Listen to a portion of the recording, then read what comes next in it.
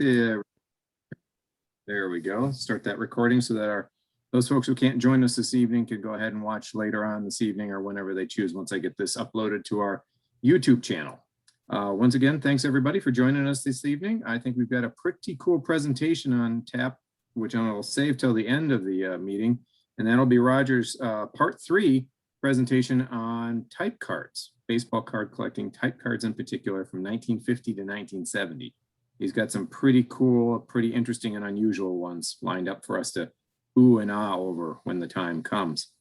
In the meantime, though, I wanted to check and see how everybody's doing. Everybody getting by okay in this, I don't know if I would say post-pandemic world, but in this post-pandemic peak world? Post-pandemic tropical storm world? Yes, yes. Hurricane, tropical storm, tropical depression, and so forth. Yes. Yeah, I think we kind of dodged something of a small bullet there with Elsa passing to our east. And it sounds like, from what I understand, it sounds like while there was flooding, it may not have hit us as hard as maybe was expected when people were prognosticating what was going to happen when it was in Cuba or when. But Tallahassee still had areas that lost power. So that's. Of course we did. Of course we did. Sunny day, we can lose power. Yep. Wind, we can lose power. Yeah. Geez. Yeah. I'm glad we did not lose power. That has happened in tropical storms that are, just give us a glancing blow. And in Gaston County, the infrastructure being what it is, sometimes that just is enough. So yeah, I think we got lucky. So how about everyone's take on current situation in Major League Baseball, or if you prefer college baseball, if you follow the College World Series and Mississippi State finally breaking their curse and finally winning a College World Series title, which was pretty. Well, as an NC State fan, I'll just leave it at that. Oh, okay. All right. Well, you should just remain silent because your take on the matter is going to be less than happy, and you're, I think, completely in the right for feeling that way. That was the shaft. Yeah, the perfect example of that. That was garbage. For those who don't know, NC State was, I guess, effectively you would say disqualified from the College World Series in Omaha. Not just from the regional or super regional, but from the Elite Eight, if you will, from the final in Omaha, after having They still had enough players. Yeah, not enough players officially, but it was what, 4 or 8? No. They still had enough players to put a team on the field. Okay, they had enough even after. Yep. Okay, so at no point were they in jeopardy of having to forfeit because they didn't have enough players. Right. But the decision was made nonetheless with, I think, how many ever players they had. I thought it was upwards of 8, but I might be wrong. No, they had two that were confirmed positive. Right. COVID, but they had 10 other kids that had been Contact trace. Yeah. Okay. Yeah. And so that was enough for the NCAA, despite, as far as I understand it, not having real firm footing to stand on as far as their decision. Disqualified NC State, and Vanderbilt advanced on to the championship round against Mississippi State by no contest, basically. So, yeah. Yeah, I have a friend who's a Vanderbilt alum and played baseball for them in the 60s. And they've got a big network of people. And of course, they were really not very competitive until the last 10 years or so. And he said he thought there's something went on with that team after the NC State situation. He doesn't know what. That's a talk among the people that, the alumni or whatever. And one suspicion is that their coach is getting ready to leave. And he said he thought the team just kind of went flat. They didn't want to play. I mean, it was, Leiter came out and, smoked them the first game, and then they just kind of gave up. I mean, it was, and of course, not taking nothing away from Mississippi State. They had a fantastic offense. Those guys really can hit the ball. Yeah, and Bednar was a stud. And a little inside, unsubstantiated dope from somebody that that's close to the program. Interesting. I hadn't heard that, but yeah, their play in games 2 and 3 certainly suggests that they didn't seem like they were in it. Didn't show up. Yeah. Yeah, it just, especially game 3. I couldn't believe how fast they fell behind, and they just. Yeah, Rocker was pitching that game, right? Yeah. Yep, he was. Yeah. You know, It was sort of like watching the FSU women softball. I mean, well, yeah, I think they played way above right. their projections. The Mhm. women. I wish they would have won the whole thing. It's the same thing. We won the first game, Yep. and it looked great. And I'm thinking, oh, this is fantastic. And I know, Matt, your wife was really on fire for him. You know. Yeah. Thank her Yeah. for all those Oh, emails. absolutely. Yeah, we were both into it, but yeah, she was especially so. She was really loving it. And No, don't take credit for it, Matt. Come on. no. No. I'm not taking any credit. I will I'm just deflect kidding. and defer. And I know this is being recorded, man. She knows what this channel's all about. She could be watching too. I know. No. But yeah, no, we had a great time following it, and yeah, it was just kind It of was fun. apart. But Oklahoma, that's a Yeah. big juggernaut. I mean, that offense. Not as fun as a couple years ago, though. That was really fun. Yeah. With the women winning. They won so joyfully. They were just, it was fun to watch. Yep. Definitely. So we got a couple of things coming up on the MLB horizon. We have the draft coming up on Sunday, Monday, and Tuesday, I believe. I think it stretches over 3 days, 20 rounds total, with the All-Star game on Tuesday, and of course with the first half of the season. Really, mathematically, we've already passed, but the midsummer mark at the All-Star break is the traditional halfway point, and some very interesting teams represented by the gentleman here on this meeting, at least one Red Sox fan and at least one Giants fan. Some very surprising teams in first place. Yeah. I would imagine they would be, these two gentlemen to whom I refer are probably pretty happy. Yes, they're the ones smiling. If you take a look at the little pictures of the people there, Saying bring back the 60-game season. Right. Yeah, says the Yankees fan. So Yeah. yeah, the Yankees. You have any thoughts about that, Mr. Turner? Not to pick on too much. They built them to make agents happy, and they didn't build a team to drive in runs. So it's all stats: home runs, strikeouts. Yeah, they're one-dimensional. Yeah. It's all or nothing. Either hit home runs or nothing else. Yep. Jim, I haven't kept up on it, but I did hear, I watched a couple of games where the discussion eventually turned to, well, after I think end of July, they have a whole series of games with the Red Sox, maybe a home and away series with the Red Sox. And they were saying, if things aren't really turned around, it's time to trade. And then the discussion turned to, maybe it's time to fire the general manager. You've probably followed that a lot closer. Any thoughts on that? I'm usually one that's not a fire general managers, but I think it's getting close, just like a Girardi at the end of his with Cashman. I think it's he hasn't produced really. I mean, he pulled off that one year he pulled off the bunch of trades and got a lot of young prospects back, and everyone was excited for him, but they really haven't produced on the field in the postseason. I mean, they've been a regular season giant for most years, but which I prefer. I'd rather have 6 months of being happy about a team, and now 1 month they, play like crap one weekend. But I don't know. Did you happen to see John Carlos's home run yesterday? Yeah, and then he'll do that. He'll hit 2 or 3. Oh my! Right, but then His he home won't runs hit, are he won't just- hit a ball for 2 weeks. I know, Yeah. but I'm amazed at the rocket. It looked like it got out of there in like a second and a half. Right. It's just unbelievable. Seattle's just a horrible team. I mean, that's just Yeah. I just like watching him and Judge when they hit him. But Judge can hit singles. I mean, that's What's that? Judge can hit singles. That's Oh yeah, right. Yes, right.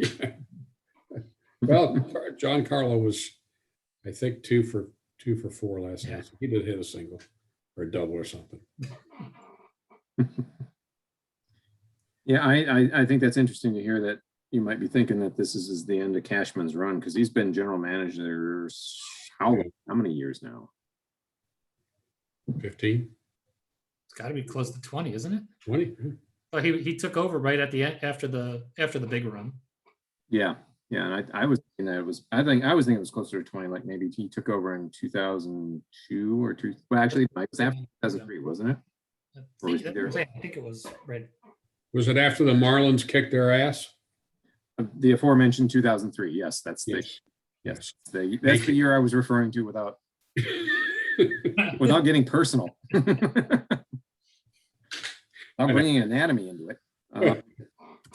But yeah, that I thought he took over not long after that, but maybe he was only assistant general manager or whatever, director of player personnel. I can't remember what his title was before that. Did he succeed Bob Watson? Did he directly succeed Bob Watson? Was it Watson or Michaels? Well, Michaels was general manager for how many different times? Over how many years for the Yankees? I'll have to look all that up, but yeah. I guess what the point I'm trying to get at is he's been there a long time. Oh, yes.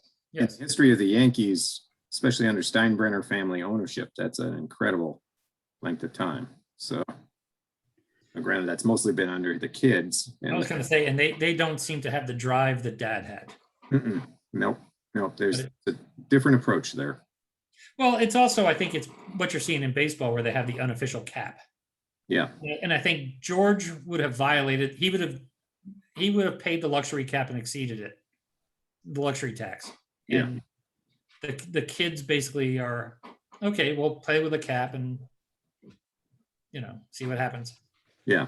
That's it. They're expecting that despite the cap, or sticking hard south of the cap, if you will, that the Yankees still have the ability to compete and succeed without having to spend $300 million or whatever on an annual salary structure. So, speaking of the Yankees, just in time, Maybe. Mr. Robertson. There he is. Hey guys, sorry I'm Hey. late. I just got in from Costco, so So you can quickly pull him. had to go get my rotisserie chicken. They got good ones. Matt, one more Yankee fan and we've exceeded the quota. Is that correct? That is correct. Yes. That we are now at 25%. We adjourn. Yeah, One we are more at shows up, we adjourn. Yeah. Yep, 25% capacity. So that's it. That's all we can do for Yankee fans. That's the sum total. I don't know. I think Kent can sort of enjoy all this right now. As long as they're mired in mediocrity and several games out of first place, I don't really care. Bring them on.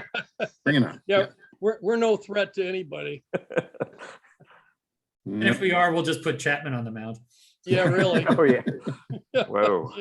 Oh, Wow. he Yikes. did well last night. He finally struck out some people. Yeah, after he walked the bases loaded. Yeah, Oh, good well, Lord. you can't have Really? everything. Jeez. We take what we can get. 12-run cushion, and they were still warming somebody up. Well, experience is a harsh teacher. So, Yeah. Hey, Matt, I don't Yeah. mind deferring my presentation and just let Jim and Glenn talk about the Yankees. I like this. Really. You mean cry about the Yankees? Just Well, yeah, I think the Germans have a term called Schadenfreude, where the rest of us enjoy while you guys are dabbing your eyes and blowing your nose and yeah. everything else. Yeah. And wallowing in your pain and grief. Yes. And speaking of wallowing in pain and grief, I thought that would make a lovely segue into going ahead and taking a look at where things stand with our MLB 2021 predictions, so we can see just how well or poorly we are doing. So let me go ahead and share the screen here.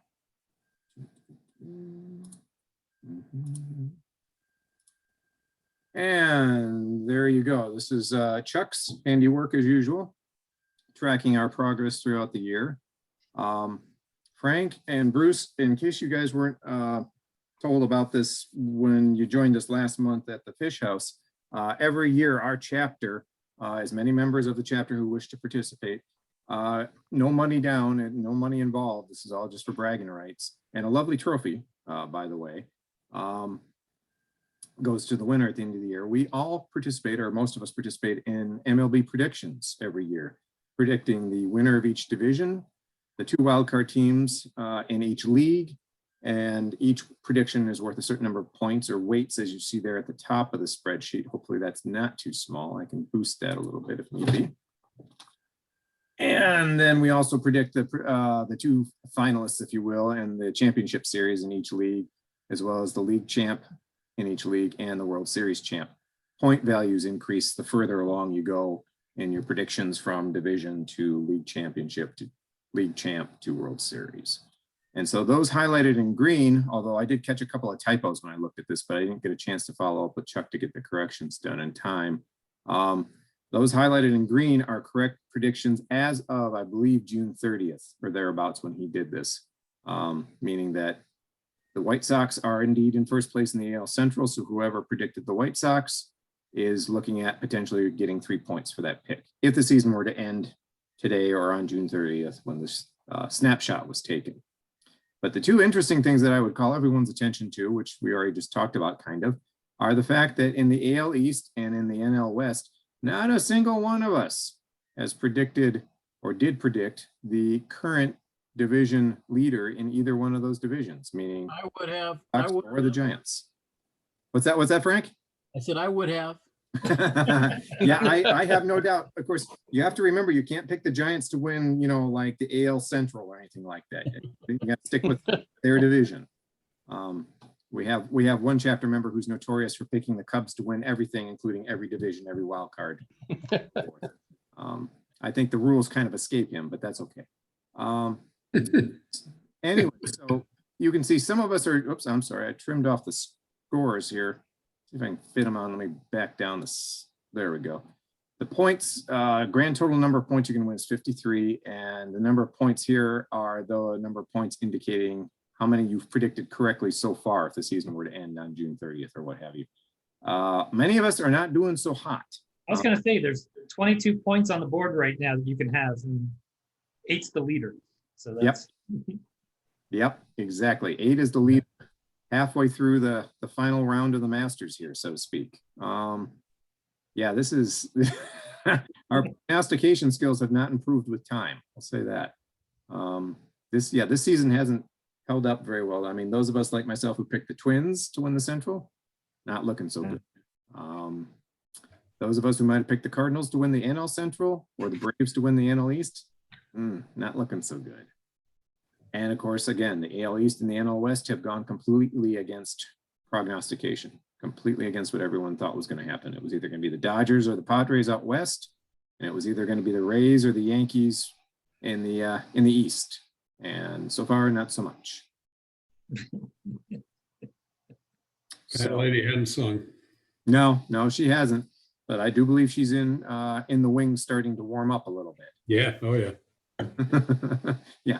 Suffice to say, I was the fortunate one who won last year and am currently the holder of our trophy. I will be bidding it a fond adieu come October and looking to hand it off to its new owner at the end of October / early November. Maybe there ain't no way I'm holding on to that sucker. So no chance. I don't know. There's not much. It's not much competition out there. No one's burning up the field. So No, that's true. No one's running away with it. But yeah, no one's dominating, and there's just, I think to me it looks like there's so much more that could go wrong and already is going wrong than could go right. So anyways, there you have it. We'll see where things are maybe here at the end of August. I don't know at this point if things are really going to improve for many of us, quite possibly not. And of course we have the trading deadline at the end of the month too, before we next meet in early August. I believe is it July 30th or 31st? I can't remember which day it is. I think it's the 30th this year, Matt. Yeah, Saw that somewhere. Okay, I think you're right, Kent. I think that's it. Which will be interesting to watch to see how many teams want to just hold and think that they're still in it, at least in the wild card, or actually do want to fold them and start dealing. Right now, as usual, there are more teams that probably think they're in competition for a postseason berth than not. But we'll see what happens after the All-Star break. Any other thoughts about the Major League Baseball season, college baseball season, women's softball, Tour de France, anything else? Yes. Yeah. I have some thoughts. Yeah. And it's, you probably know that I am not a fan of all the rule changes that have taken effect through the years. Mhm. This year's, well, actually started last year, rule of having a tie broken by putting a runner on second base is maybe, besides the designated hitter, I think it's done more to destroy baseball than anything else. Let me give you a scenario here. Okay. And I'm just throwing this out. As I interpret the rule, a perfect game. Okay. Under the new rule, if a pitcher there's a 0-0 tie in the ninth inning, okay, and it ends in a tie, and the pitcher, one team, maybe both teams, who knows? I mean, we've had double no hitters, and they put a runner on second base. Okay, that runner might score by sacrifice flies, by stealing bases, who knows? The winner of the perfect game pitcher would lose the game, yet he would be credited with a perfect game. No, he wouldn't. Yeah, he would. They took out a couple of years ago, I thought, where a loss doesn't count as a no-hitter. But this is a perfect game. It's a different situation. I think it's still. It's in the rule. Okay, if you'll check it. Jim, you probably could go and check it. Please do. But my research has indicated that they would still be credited with a perfect game, but a loss. Okay. Now, how is this under any conceivable scenario? How do you reconcile this with perfect games that have gone before? It's just incredible. I mean, it's just a glitch in the rule. This pitcher has pitched his heart out, and he's got to pitch 10 innings, and he comes out and he throws, maybe he doesn't even throw a pitch. Well, he might probably throw a couple of pitches. The runner on second, who's a speedster, steals third. And then in his windup, he steals home. It's the end of the game. Okay. And this guy he's got a perfect game. He's done nothing but throw a couple of pitches in that inning, and he's got a loss. But under the rule, he'd be credited with a perfect game. I go back to Harvey Haddix, and it's kind of near and dear to my heart because I was probably an 8-year-old boy watching the game with my father in Pittsburgh when he, I think, went 12 innings. It was 12. 12 against the Braves and lost the game. And I remember it was so incredible, we couldn't believe it happened. He, for years, was credited with a perfect game, and then years ago, it was taken away from him. Do they restore his perfect game? I don't know. To me, this is unjustifiable in my mind, that someone would pitch a perfect game but lose the game, and he's done nothing wrong. It's about as bad as that poor guy from Detroit. Mhm. Remember? Oh, yeah. Gosh, that was terrible. Yeah. No, Armando Galarraga. Yes, I remember well. But anyway, it's just, I guess it's me on my soapbox against these new rules. It's just unconscionable that we could have a situation where you go into extra innings and the poor pitcher, he's up there throwing his heart out, does nothing wrong and loses the game. It could be any circumstances. Guy does nothing wrong and loses the game. Anyway, I just throw that out for consumption. I just think that the rules have changed to accommodate television or whatever. And it's like I said, it's the worst rule since the designated hitter, in my opinion. Roger, do you want to chime in there? Thought I heard you. No, okay. He's saving his juice for the. Oh, yeah, it's good. And I don't want to interrupt I'll the play president. devil's advocate on Okay. this, just for Okay. discussion purposes. And I would just say, well, I don't know the answer to this. If a guy throws what is otherwise a perfect game, but the catcher misses a third strike and the runner reaches first. That's not a That- perfect game. Not a perfect game. Okay. As long as a runner reaches first base, it's not a perfect game. Errors don't count, and that would be an error.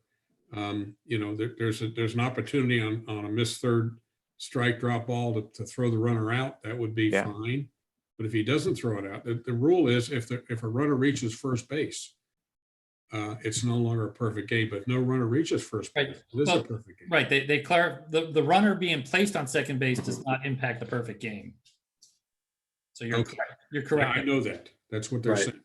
Yep, and if But that I'm- runner scores, it's an unearned run. But how can you have right? The pitcher wouldn't have any earned runs against him, but No. he'd also have a loss. Yep. How can that be perfect? Yeah. It's just, Yeah. it's a dilemma. Yeah. No, I mean, in my mind, it would be a perfect game, but I think what you're talking about, Fred, which I agree with, the crime, if you will, against the pitcher is that he's nailed with the loss. So, because the runner was artificially, by rule, placed on second to start the extra inning in question. I'd probably be okay if they went back and gave Harvey Haddix the credit for the perfect game. Being an old Pirates fan. I would have no problem with that. Yeah. Yeah, no, I think you raise an interesting point, a dilemma that we'll see what happens if and when Major League Baseball is ever faced with it. Who knows? And this year being this year, with how many no-hitters have we had now? 7, including a 7-inning combined no-hitter that's not really a no-hitter that just happened today that the Rays put together against the Indians in St. Pete. Yeah. So, and of course, Mad Bum had his 7-inning no-hitter earlier this year for the D-backs.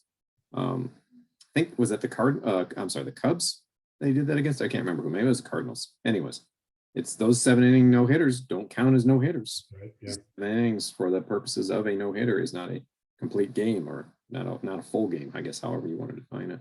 Wait till they come up with home run derby to break ties. Oh my goodness. Well, but you raised that interesting point last month about how exciting it was to watch that It was. play out there in Colorado Springs. Yeah. So, but yeah, to have that happen at the major league level for a regular season game's resolution to be taken care of in that manner, home run derby. And yeah, I don't know. We'll see. Okay, but yeah, I do think that Major League Baseball is far from done with tinkering.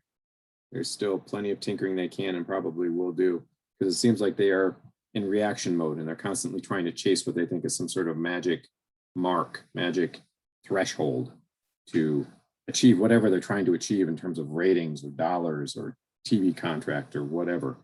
Yeah, quickly trying to look this up. I mean, I do basically they don't consider if you got the loss with a no-hitter, it's not considered a no-hitter. That's Right. it.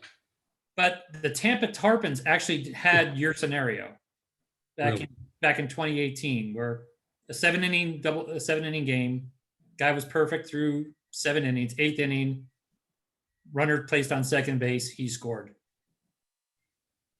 And With the pitcher doing nothing wrong. right. Yeah. Did he give him a perfect game? They don't delve in. All they delve into is it still a perfect game, and they get clarification that all they get is clarification from Major League Baseball saying that auto runners don't count, but they don't get into does it still count as a perfect game. Yeah, they're ducking the question. Yeah. Well, thanks for looking that up, Jim. Mr. President, I yield my time to Roger. I think you raise an interesting discussion point there, Fred, about the ongoing evolution of these rules and the impact, and maybe how, if they're not short-sighted, they certainly seem to be maybe somewhat less than fully formed in terms of their impact and potential causation of what's going to happen with things like that. Because the perfect game is I mean, there's been how many in the history of Major League Baseball? 18, 20. I don't know. Yeah, like maybe, I think it's less than 2 dozen. Yeah, right. It is. That's how special that Right. event is. And it's, yeah. Well, to me, it's interesting that MLB decided the trade-off apparently was worth it, because Fred's right about what he's saying, but they decided that to Mhm. cut the time of the game, that they're willing to trade off these type of situations. I mean, it seemed like they must have thought through this and decided that they weren't going to worry about what Fred's issue is, because it can happen. And as Jim said, it did happen. Yeah. So Yeah. they just decided Well, that, it's protecting pitchers. So we're not going, completely using a bullpen or something. And Yeah, that was my thought, that you have to balance things, and certainly there have been scenarios where teams have played 18 or 20 inning games, and really, just the rest kind of exhausted the team, especially the pitching staff, for a week, 2 weeks, and can screw up a season just to decide a game in a very long game. So I am personally okay with Try pulling a guy who's got a perfect game going in the 10th inning.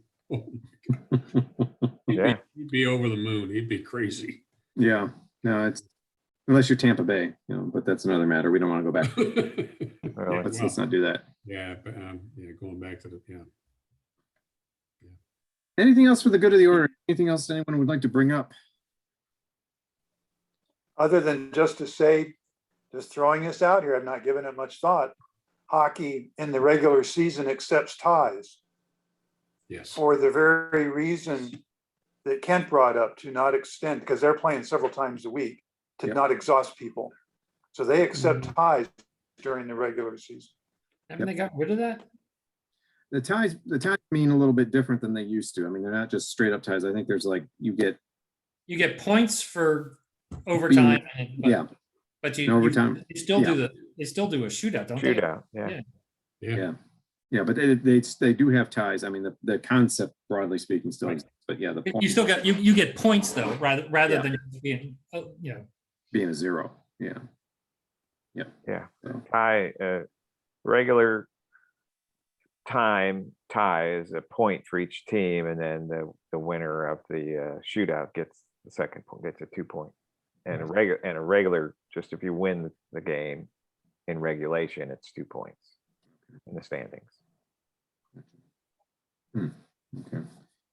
Yeah, I think I would have a bigger problem with ties in Major League Baseball than I do the runner on second to start the extra inning in question. I don't know. Ties. I understand the thinking behind it. I just don't know that that's something I feel like I'd want to introduce into baseball. I feel like that's getting too close to the red line for me. I don't know why. I'd have to think about exactly why, but it just doesn't sit well with me. I don't like the idea of a tie. Last year in the playoffs, did we have any games that were decided with a runner on second? I don't think they had that rule for Yeah. Are postseason. That's Fred. right. They didn't. Not in the postseason, no. Well, it'll be interesting to see what the postseason has, because that's just, it's not going to be. it's even worse than what I was talking about. I'll defer to that. It's just terrible. What was that, Frank? I heard. That rule will not apply in the postseason. But Yeah, I doesn't- don't think. Yeah, I still don't think that they're planning Oh, good, postseason. good. I think Thank Frank's you. right. Oh, I have one more topic, although I hate to delay Roger's presentation any further, but I was just interested to see what people thought about the whole thing about the sticky stuff and the pictures. And it seemed like it was like this huge deal for about a week or 10 days. And like for the last couple of weeks, I haven't heard anything about it. Yeah, Thoughts on that? yeah. What do you think, guys? Well, they still seem to be checking pitchers this weekend. Oh, yeah. They're definitely checking them. They're So going to I think it's just most pitchers realize, okay, we'll wait them out and then we'll figure a way to start doing it again. Yeah, they've already gone back to their team chemist to see what Yeah. they do. Right. I- Yeah, I just, Tarantula glue or something instead of. Sloth glue. Well, I think Trevor Bauer's situation took over the headlines. yeah. Yeah, yeah, having little to do with that kind of sticky stuff. yeah, But yeah, that, and of course, Bauer was one of those who was most prominently rumored to be using some sort of doctoring Mhm. agent to give him greater spin rate on his pitches, and maybe why he had become more successful of late after years of middling 500 kind of level success.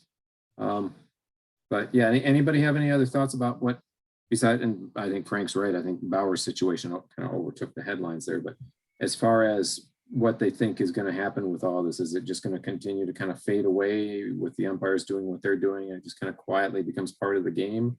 Or do you think? Well, they're experimenting with other approaches, including a sticky ball. Mhm. Because everybody agrees that pitchers need something. They haven't had real good success with it, unfortunately. They tried a sticky ball in a couple of different leagues, and the pitchers said it was horrible. Mhm. So they haven't come up with the right substance yet. The other thought was that they come up with a substance that everybody uses, and it would be the only substance they could use. So they haven't given up yet on different approaches. There'll be something. Yeah, yeah, Well, yeah. I thought it was interesting that David Sampson on one of the podcasts I was listening to, and wasn't one of my favorite people when I was covering the Expos, but he was making a good point. I think that this is it's the start of negotiations with the union. Mhm. Basically, that you might get some of the spider tack back in exchange for some things, and next, basically getting going universal DH or something.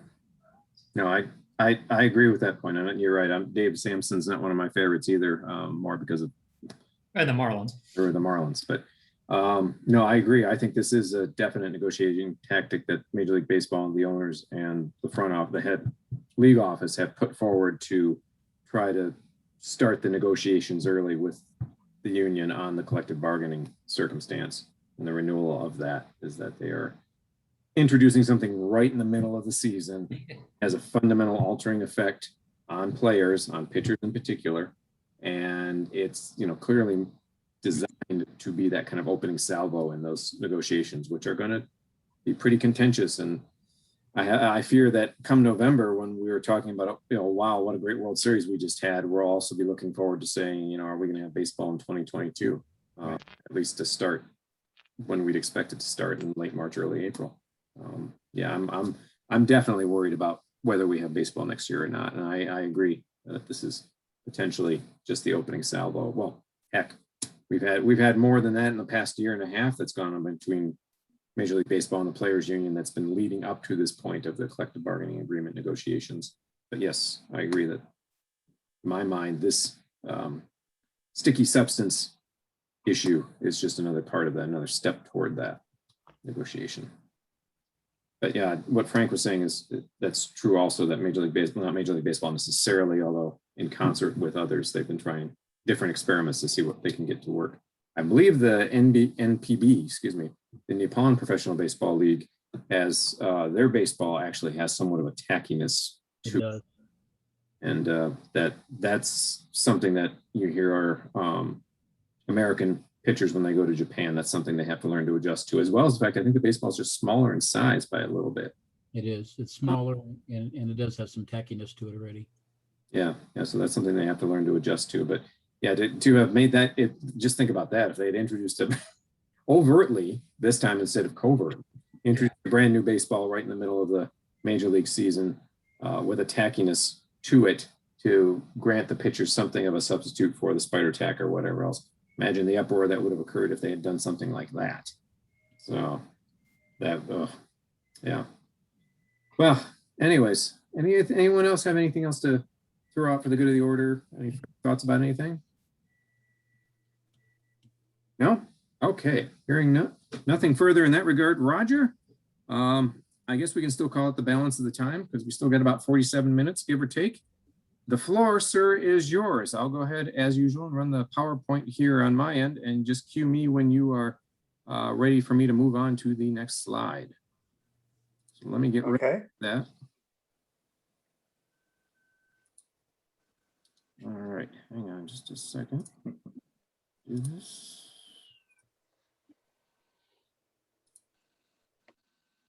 All right, everybody see the title card there?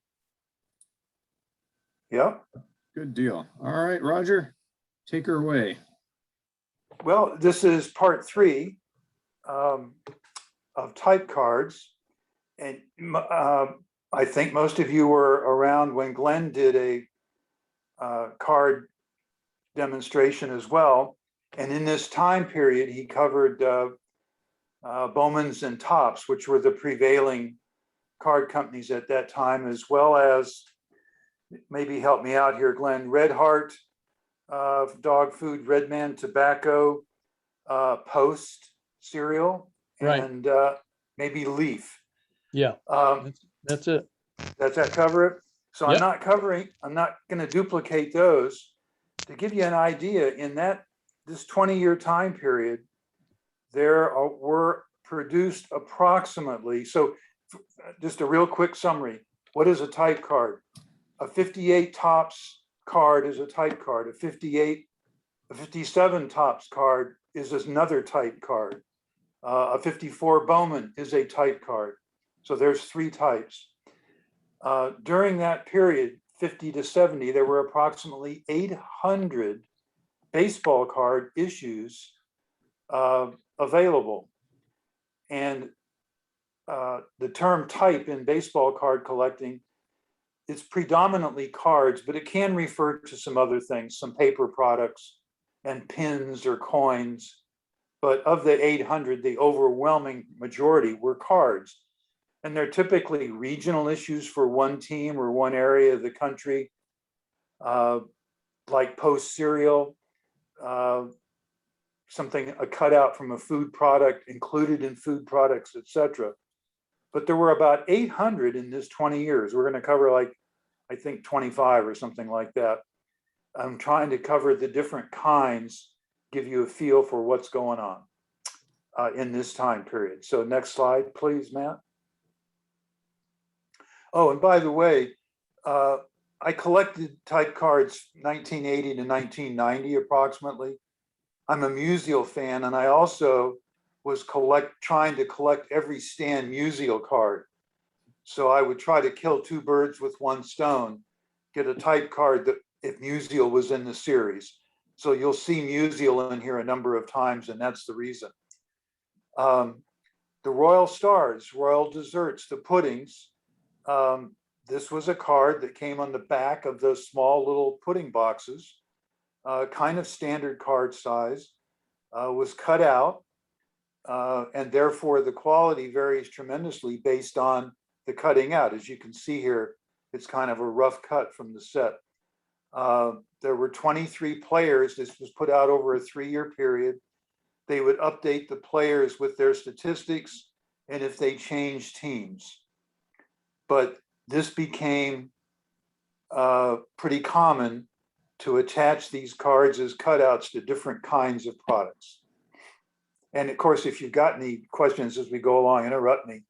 I'm going to throw out because Stan's my favorite player. I'm going to throw out a few trivial type things. He led the league in triples 5 times. Stan Musial did, kind of little known kind of thing. Reflects his versatility as a player. Okay, Matt, next one. Burke Ross, small little company that put out cards that were a variety of sports. There's a total of 4 different sets of these. They came perforated and you separated them. 10 baseball players for each of the 4 sets. They did this for a couple of years. DiMaggio and Musial were the big primary players in this. It got very limited distribution. A leader in the card hobby industry, which was just developing at this time, bought up almost all of them and sent the boxes to hobbyists. So they were basically only available through card dealers, of which there weren't that many at the time, but that's how you got them. This was not one that I ever saw as a kid, but featured basically popular players, and they put these out for 2 years. Glenn? Roger, do you know by any chance if Burke, Ross, or these other companies that produce these cards, I assume they had contracts with the baseball players, right? And you're talking about a lot of companies that produced a lot of type cards. And did they, I assume they all had contracts with the players? Well, I don't know that, and we're going to touch on the Bowman. Bowman started filing quite a few lawsuits, and you know, the book that you lent me, Glenn, on Topps had some of this information on it, and Rick lent me a book a couple of months ago on baseball card collecting. There's a whole series of suits of Topps against different companies, not this company at the time, as far as I know. You know, if we had a competent attorney or judge in our group that would research this, they could probably answer that question for us about were there contracts and did Topps go after these or not. I will get into, because there were with Fleer and of course with Bowman, they basically sued Bowman out of business. And I'll get to that with Fleer and some others as we go later on. Okay. Next one, Matt, please. Roy Sievers, Rookie Hall of Fame. I mean, Rookie of the Year in 49, I'm sorry. This is the first year Topps had produced a series, a very limited series of kind of, they call them magic photos in 48. They're little tiny cards that were photos of players, a very limited kind of thing. This is the first year, 51, where they really delved into baseball cards. They came out with 5 different sets. Redbacks is one of the sets. There's bluebacks, which are rare. There was their regular series, which most people know about. They did some die cutouts, Connie Mack All-Stars and Major League All-Stars. This was also designed to be a game. You could play a game. There were 52 players. It was like a deck of cards. You can kind of see the rounded edges to it. You got 2 cards and a piece of gum for a penny in a pack. But this is their first year where Topps really hit substantially and began their climb to being the dominant figure in that 50s to 70s era. Okay, Matt. Wheaties had since the mid 30s, on the backs of Wheaties boxes had full panels, and I know you all are going to recall the 1 or 2 I showed you last time. Starting in 51, 52, on their small little individual serving boxes, the back would have a player picture, always. They used 10 baseball players in 52, and they always would have an action shot and a profile or a portrait. And again, these were cutouts. They were intended to be cut out with the rounded corners on the left, but of course they didn't all get that.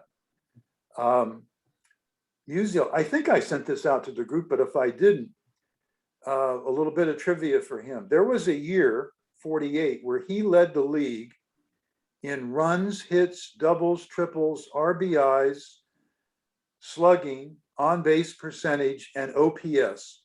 Basically every offensive category except home runs. He failed by 1. He was 1 short of tying for the league. No other player in history has ever done that. By comparison, Barry Bonds' best year was 5 categories. It's why I personally put Musial right up there in the top 10 of all time, all around great players. Okay, next one, Matt, please. Roger, can I ask Yes, a sir. question about the slide we just looked at? Yeah, Would that have been like 2 different boxes of cereal? yes. 2 cards? Yeah, Yeah. Yeah, okay. this is basically that 2 inches by 2 3/4 is essentially the back of an individual Yeah. serving. Okay. Yeah. Okay, next one, Matt, please. So here's one categorized as a type, but is a paper product. The little Dixie lids that some of you, Dixie lid ice cream that some of you may remember, we talked about it with Sam a little bit last time. They're little round cups that had a little tab on the top and you pulled off the top. For several years in there, when you pulled off the top, underneath was a circular picture of a player. And how you got this premium, and this was fairly common. This started the era of premiums, was sending in cards or whatever you collected from the food products. In this case, you needed to send in 12 lids of players, and you got back, and I'm not sure whether it was your choice or not, you got back these 8x10 photos. There were 24 players. Warren Spahn was the big name in this category. You did not get your Dixie lids back, so you were giving up 12 players, little cards for the premium. This is an example of something that's quite rare. By the way, Chico was a 4-time All-Star, good fielding, shortstop and infielder, where quite rare but not valuable. Rare because kids didn't want to give up their 12 lids to get the print. Okay, next one, Matt. This is a food issue. Wilson Franks was a hot dog manufacturer, a Chicago-based company. It was a regional issue of a variety of teams, but basically in and around Chicago primarily. St. Louis, Chicago, Cincinnati, Detroit.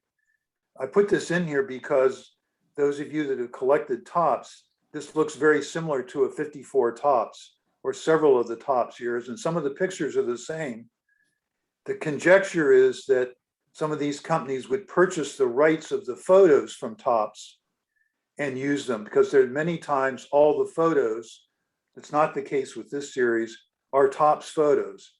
And we don't know whether tops held the rights to the photos or the photographer did, but it shows up several times in type cards.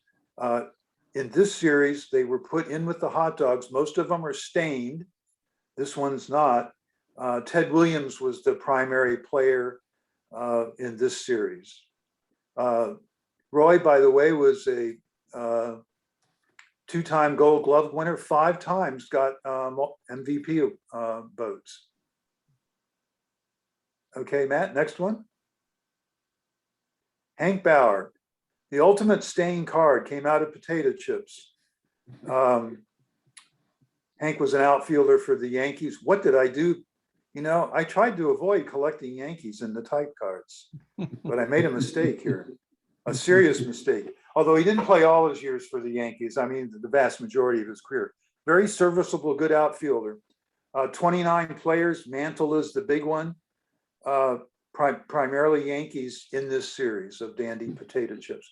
But I put this in here to give you an example of the staining and beat up look that the cards would get when they're put inside without being protected. Okay, Matt. My favorite team and my favorite typeset of the Braves. From 53 to 55, Johnston's Cookies, whose manufacturing plant was immediately adjacent to County Stadium, put out these cards. The other 2 years, they are the standard size. This was a little bit unusual for them and kind of attractive to me. It's Aaron's rookie card falls in the 54. Now, people don't consider it his rookie card.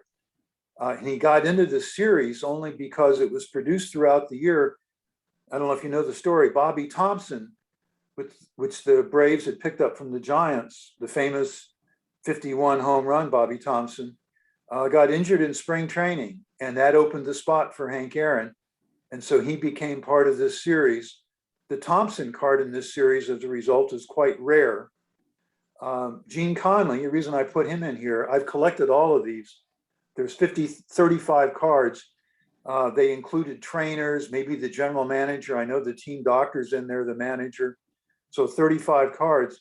I put Gene Conley in here because he also played professional basketball to the extent that he was on the Celtics for 4 years, a total of 6 years, 3 of which were when the Celtics were winning all those titles. So he was a very good 6'7", 6'8" forward, bench player, but for 6 years in the NBA, 4 of which were with the Celtics. Okay, Matt. Hey, Roger, Yeah. do you know how they put those cards, the cookie cards, were they covered? I mean, looks like a really high quality card. Were they put in the cookies differently? I don't know. Good observation. I've got the 3 years complete set. It's other than the Aaron 54, which is a pricey card.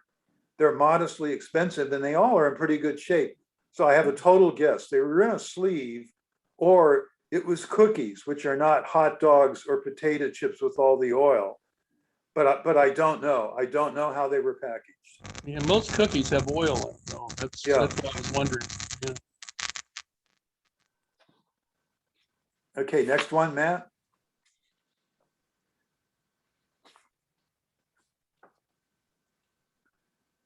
So these are a takeoff on the double headers, which I showed you last time or 2 times ago.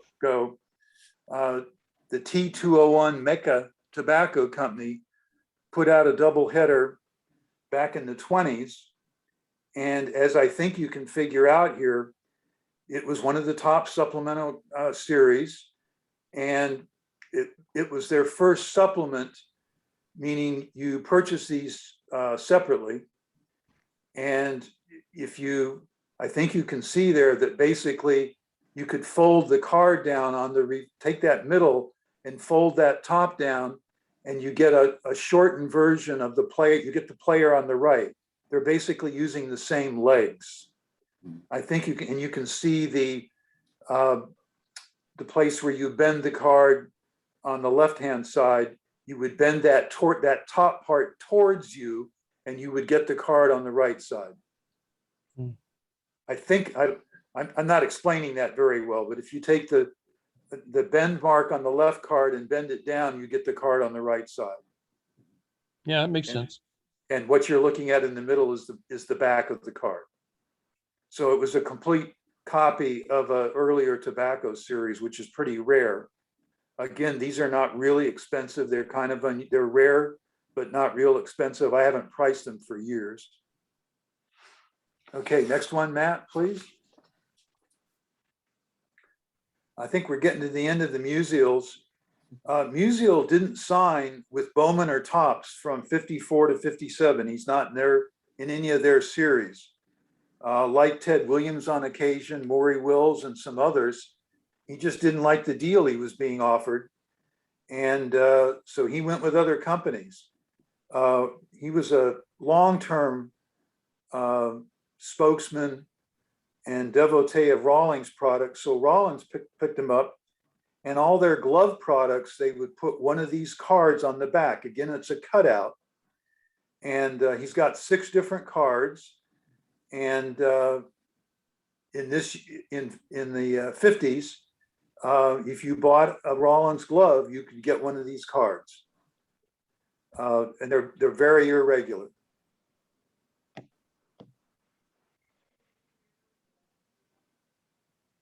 Okay, Matt, next one. And Matt, I'm going to go kind of close because I just got a notice that my battery's going down. So I'm going to speed it up and try to get through it. Alrighty. One little piece of trivia, maybe many of you know this. Musial had 1,815 hits on the road and 1,815 hits at home. Broke it evenly in half. Very unusual, considered tight card. Included in Swift Meats products. These were little punch outs. You created these standing 3D figures.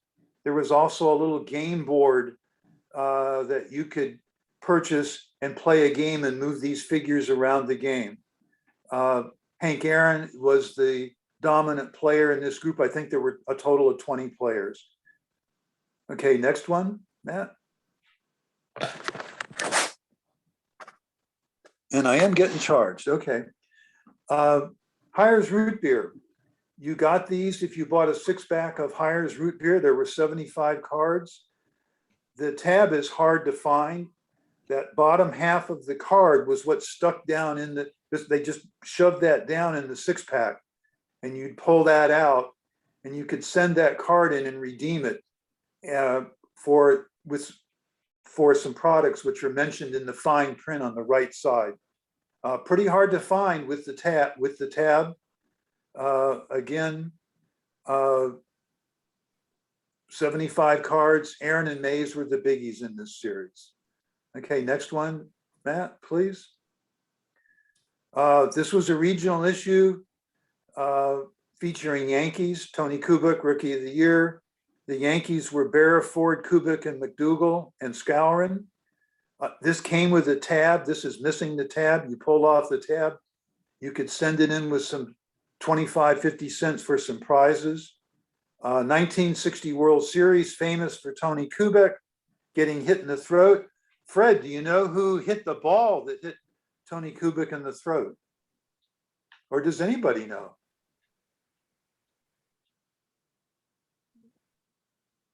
Yeah, Bill Verdon. Was the, Hal Smith. Hal Smith. well, what occurred real quickly was there were no outs, runner on first. It was a double play ball, which ended up with runners on first and second. They were moved around.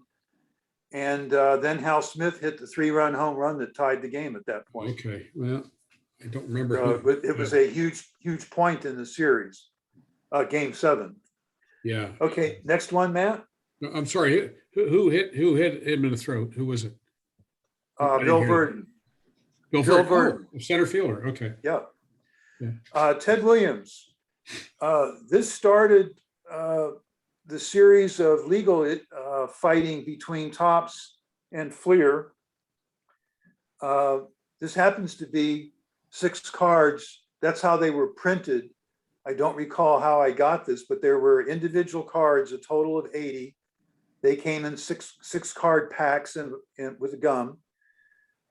Fleer was a gum manufacturer. Way back in 23, they, I think, produced the first gum distributed baseball card. It was so contentious that one of these cards, they depict his parts of his career. He's sitting at a table that's not here with Bucky Harris, who was the general manager of the Red Sox. And Topps had a contract, exclusive contract with Bucky Harris, and sued Fleer and said they couldn't keep distributing that card. It's card number 68. It's known to be really rare and valuable for that reason. And this started much of the litigation in the card industry. Okay, next one, Matt, please. Wait, quick question. Yeah, I've got that set and they're individual cards.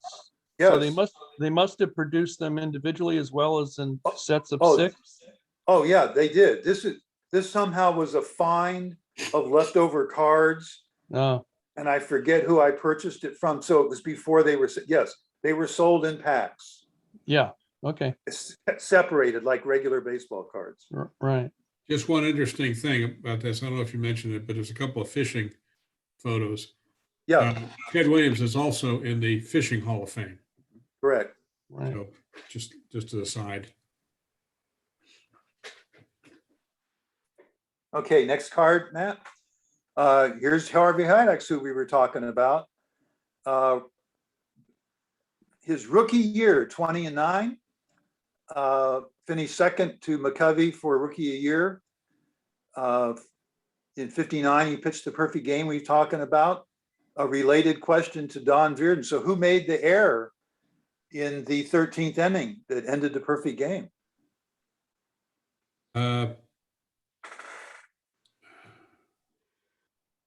Third baseman. Group. Don Hoke. Don Hope. Don Hoke. Yeah. I was thinking Dick Crow, but Don Hoke. Yeah, Cons Wieners ran a series from 55 to 69. It was a long running series. It started out with Reds and Pirates. They added a few teams. It was a regional issue. Okay, next one, Matt.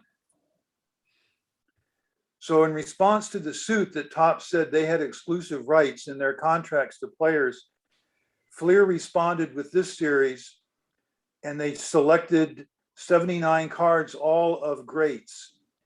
It turned out this was their response to Topps, to the lawsuit, and it turned out it was a bust because baseball cards were collected by kids and they just weren't interested in players they didn't know.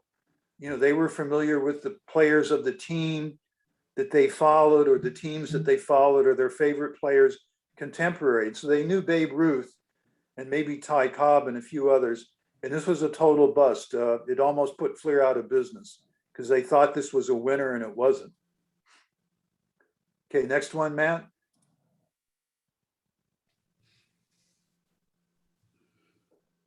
So Bazooka gum, a Topps product. They purchased Bazooka. When you went to the store to buy your bubblegum Bazooka, there was a box and you picked out a little 1 cent wrapped thing of Bazooka gum. The box from 59 to 71 had baseball players on it. And for many years, it was a 3-set panel in the back. And they had, in this year, they had 12 3-card panels. Later on, you'll see they went to a different format, but they were all cutouts. You cut out the box, the back, and then you cut the 3 cards and separated them. Okay, next one, Matt, please.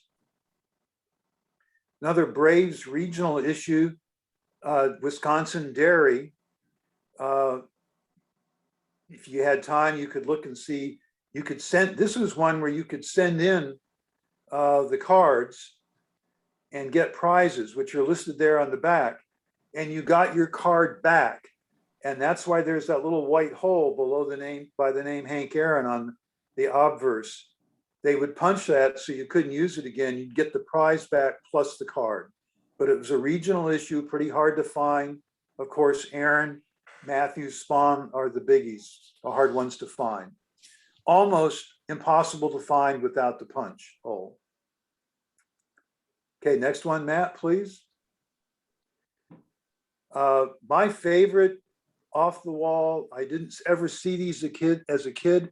I can't find where they were distributed, but it was a 2-year series where they basically took on a newspaper format. These are postcard size. And they featured a story about a famous event in baseball, 72 cards this year. And then they had a trivia question on the back. And then they followed this up the second year. Next one, Matt, please. With a smaller version, standard baseball card size called Scoops, which again, this one's for you, Fred. Again, had the newspaper headline and then the story on the back. I loved collecting these cards. They're inexpensive. I like the stories, just fun to collect. Okay, next one, Matt. Golden Press was a booklet of cards, 33 cards, including 3 on the cover. They were all perforated. And I think you can see the perforations on the left edge there of the speaker card. Right edge there, yeah, left edge on, same edge on the back. All Hall of Famers. You bought the book for 29 cents, you got 33 cards. Again, not that popular in this era because again, it was all older players. Okay, next one, Matt, please. I put, Glenn had covered 61 and 62 Post. 1 year, Post put out a Canadian series. Absolutely a duplicate, except if you look carefully, the first paragraph is in English on the card. The second paragraph is in French. And these again were cutouts. Mantle is the hard one to find. They're hard to find in good condition because of the cutout of their, of the card. There was a total of 200, matching exactly the American Post series that Glenn presented. Okay, next one, Matt. Baseball Bucks, a standalone series, a supplement series. They came folded in a little packet. You paid us 1 penny for $1. The denominations, there's 96 players were $1, $5, and $10. And they rated the players. The better players were on the $10 bill. And the players that year on the $10 bill were Banks, Ken Boyer, who had a great year the year before, 329, 24 home runs. By the way, when I was looking at his record, he's a borderline Hall of Famer, and maybe got some votes at some time, but had a great, that was his best year. Whitey Ford, Mantle, Mays, Stan here, Frank Robinson, and Spawn were the $10 players on this. And again, it was one of those Topps virtually every year in this period was putting out 1, 2, or 3 supplemental series. Okay, next one. This is quick. This is just to take a look at what was the standard wrapper size. It's the way I collected cards in this period. You got 7 cards and a 1 piece of gum for a nickel, or the other wrapper was a 1-cent wrapper where you got a card, a piece of gum for 1 cent. It came down to, do you want cards or gum, basically. Okay, next one, Matt. Post Cereal purchased Jell-O that we all know in the 20s, and both the Jell-O series and Post series, which Glenn covered, have virtually identical, almost identical cards. It's identical series.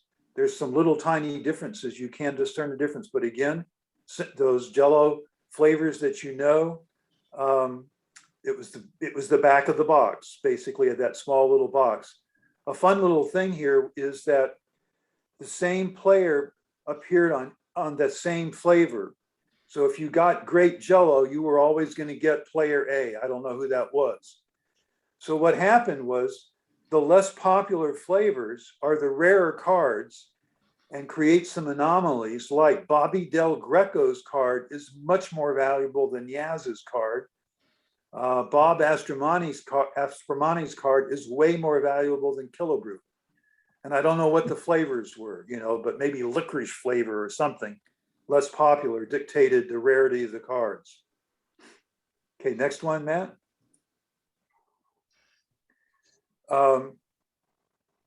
This is Fleer's final attempt.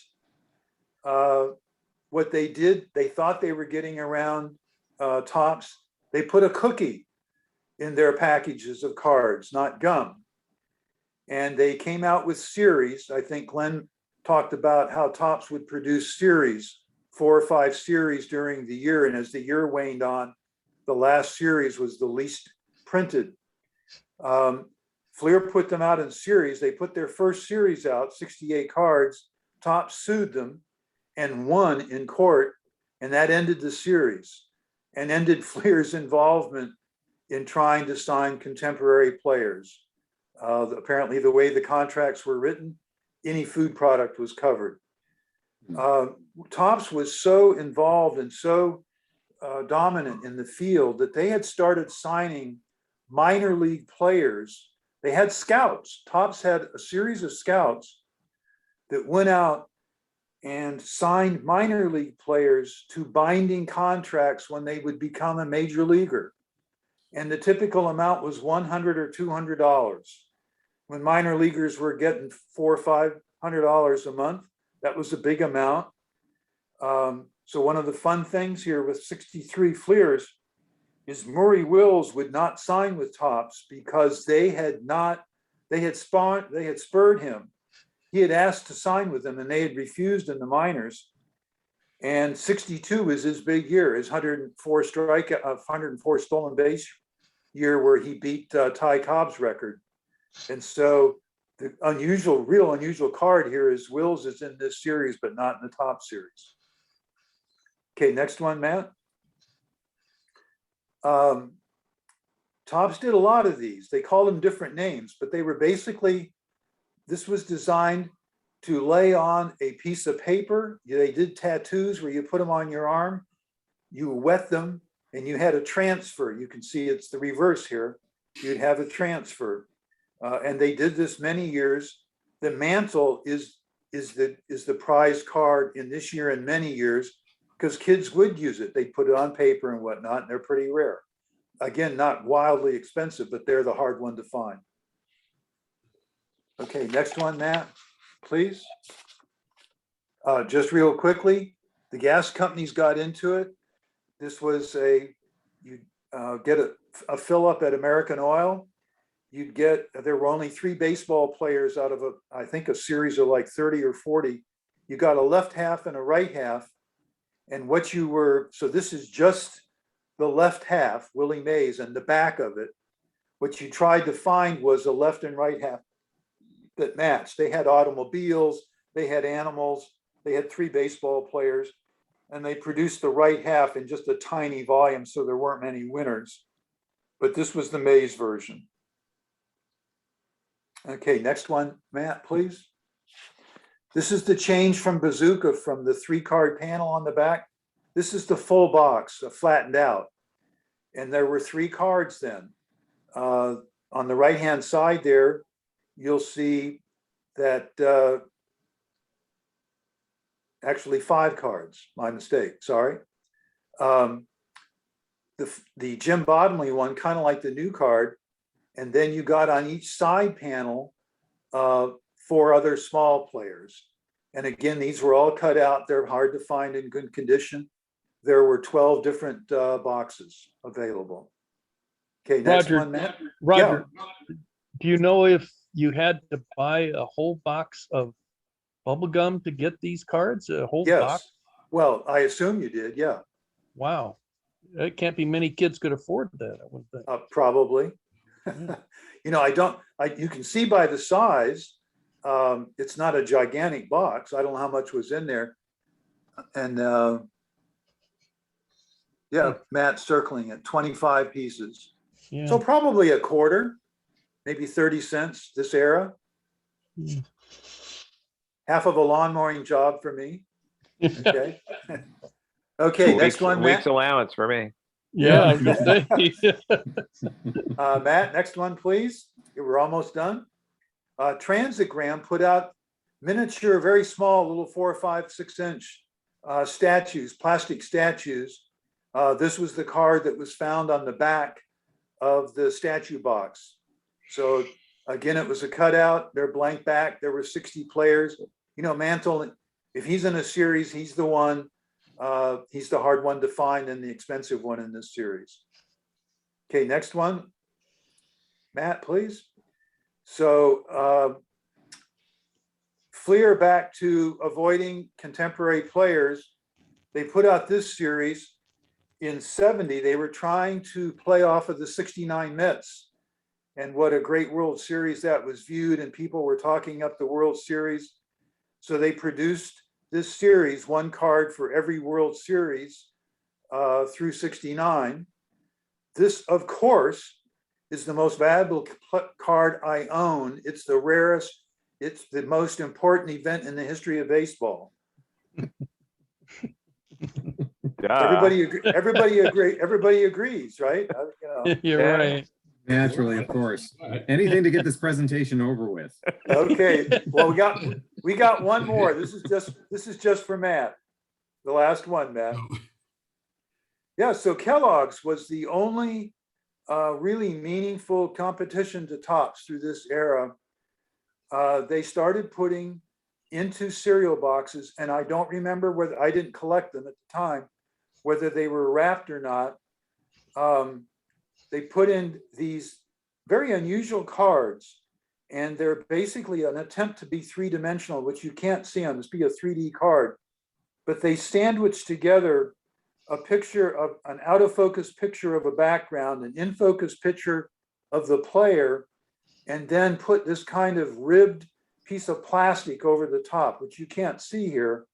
And if you kind of move it, it kind of gives it some movement, and it separates Al from the background, and it kind of looks like a 3D effect. And they did this for 11 years, putting these single cards in there. Al was got most valuable player award, votes 13 out of 14 years. He had an incredible 14-year run. Gold Glove, 10 out of 11 years. We all know Hall of Famer, great player. And that's the end of the presentation. And my battery lasted. Yay, great job.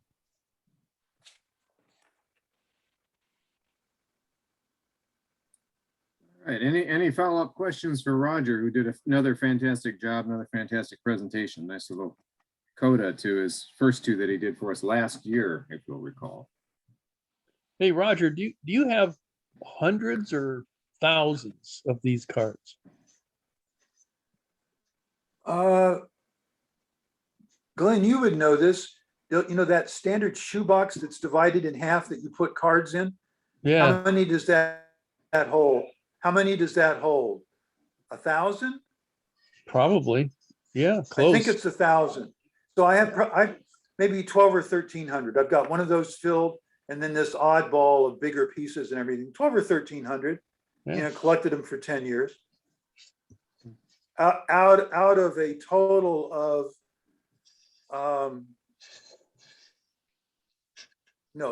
6,000 or 7,000 different types of type cards. Yeah, Wow. I stopped collecting. I was like a third of the way through.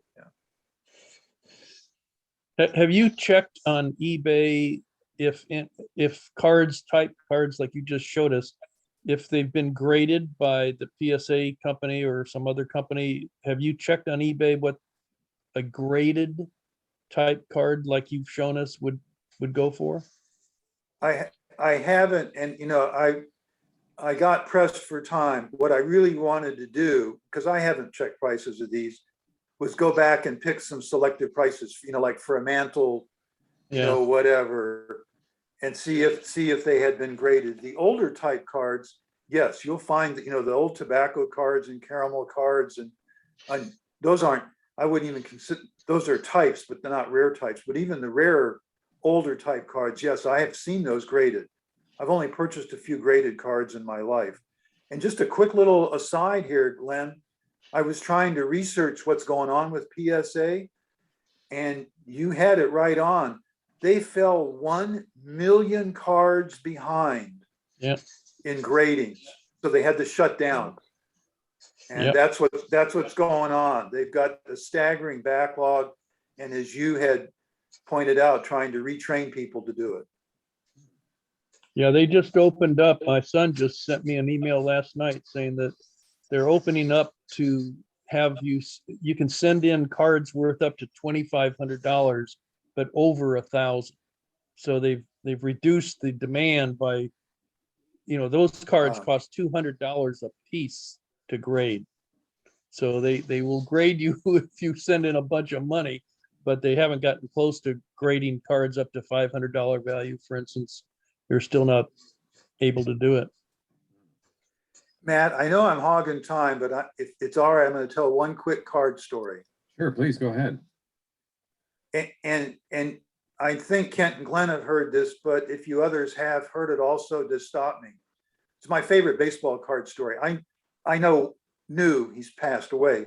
One major leaguer, Steve Korchak, he was the backup Senators catcher in the 50s. We became friends way after his major league career. And our work, we were related, got to know each other through work. And he told me this story about Topps. He's a backup catcher, and I will have the numbers wrong. He either would, to get his card, he's got a card for 3 years. This contract either paid him $100 for the card and he got 200 free cards, or he got 100 free cards and was paid $200. I forget which, but it doesn't really matter. But he was telling me that still was important. He was earning $3,000 or $4,000 as a Senators backup catcher in the 50s, a couple $100. Yeah, signed on the dotted line, got his cards. So he comes home one day in spring training, and his son comes running up to him and says, Dad, I finally got my favorite player in a trade. And the dad says, oh, so you got your Mickey Mantle card. I'm tired of the Yankees. But anyway, this is a great story. I got my Mickey Mantle card. oh, well, what did you trade? I traded all of your cards for the Mickey Mantle card. So his son traded all of his own dad's cards for the one Mickey Mantle. And their relationship was never the same. Really. So thank you all for indulging me. I love talking about baseball cards, and I appreciate you letting me do this. It And was Matt, thank wonderful. you for your help. Not No, possible you're without welcome. Matt. Absolutely. That's, I enjoyed putting the presentation together, and thank you, Roger. That was great. That was really, Good job. that was really That cool. was super. Yeah. Anything else for the good of the order? Any further questions about anything we talked about? Anything else for Roger, or anything else anybody would like to bring up before we bid adieu? The only thought that crossed my mind that when Roger was talking about some of the remuneration situations, and we don't need to talk about this, but I just throw it out. I was thinking about it while he was talking with the paying the amateur athletes now Mhm. for their their name or their whatever, Name, their image, image, likeness. Image. their image and likeness type of stuff. I think you're going to find companies are going to start going down into the colleges now with anticipation, just like Roger was talking about, having been done on minor league players going into the major league potentially.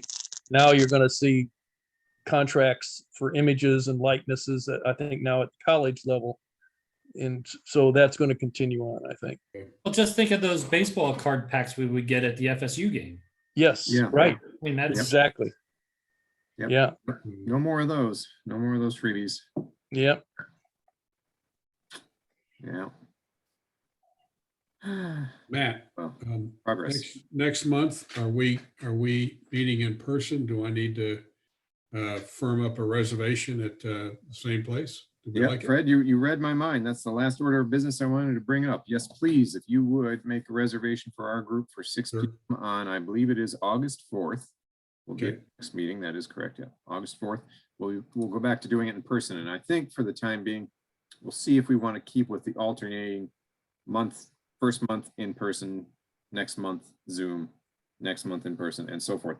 We'll see how that goes. That's kind of the pattern we're now on here. Okay, But yes, next month, please, if you could see about making us a reservation for 6 p.m. on August 4th for 2 hours. The Fish House, that'd be great, because I think that was a great venue and that worked perfectly for us. It had Yeah. everything we could ask for. So great bathroom. Yeah. private bathroom. What more do you need? What more? I'll do Ask it. you. So, excellent. Thank you, Fred. Matt, I'll ask this now. Matt, I'll ask this now, and I don't want to get into a vaccination issue at all. Mhm. Do you have any sense of the status of vaccinations among our group? Are we all vaccinated, half? Was that a discussion at the last dinner or not? It was not a discussion at my end of the table. And I can't speak to what I percentage. don't recall anyone saying they weren't. Yeah, but that, I think as we've talked about in Zoom meetings leading up to June's meeting in person earlier this year, I think kind of anecdotally, most of us, when we were talking about it even before or during the meeting, said, yeah, we got the vaccine or Yeah. we're in line to get it. And Could we do a survey? I wouldn't have any problem with that. I certainly don't. I don't. Yeah, it's fine with me. Yeah, I can ask the question and I can put it out in email, but what I will tell people is that you're under no obligation to answer, but if you feel comfortable doing so, please say affirmative, yes, I got the vaccine, or no, I did not. Would that be sufficient, Roger, or what do you think? Oh, Uh-oh. Oh, Roger. He's freezing up there. yeah, He's freezing up these- absolutely. I don't Okay. want my situation. I don't want my situation to impact the group. So I'm not even going to go there. Yes, I totally agree with what you just said. Sure, you don't have to say, because I know it's a controversial issue with a lot of people, and I accept that. And so yeah, if you don't want to respond, don't respond. Yeah, okay. I don't think people would be offended with that. I don't think so. I got it. So Yeah, no, I don't think so either. And I think probably what I will do is probably limit it in terms of the email that I'll send out, just to what I consider to be the core members, is the folks who are here in town, who regularly attend in-person meetings or have been able to attend most Zoom meetings, and just ask the simple question. And it's not a deal breaker for them to, a prerequisite for them to be able to attend an in-person meeting going forward. It's just basically Right. a question. Did you get it or not? And if you're not, Issues been raised and so, yeah, because I certainly don't want to stir anything up. I don't want to antagonize people or have something misinterpreted, because it will never be anything like that we use as a criteria for being a member of this chapter or not. That doesn't even factor. So, Right. all right. Anything else, folks, before we say good evening? All right. Well, hearing nothing else, I appreciate y'all joining this evening, and look forward to seeing hopefully most of y'all next month, August 4th at the Fish House, 6 p.m. Good Great. night. Thank you. Thanks Thanks, again, Matt. Roger. Till then, Thanks, thanks Roger. again. Thanks, Roger. Absolutely. Thank Good you, job, Roger. Roger. Well done. Good night, guys. See Good night. see you guys.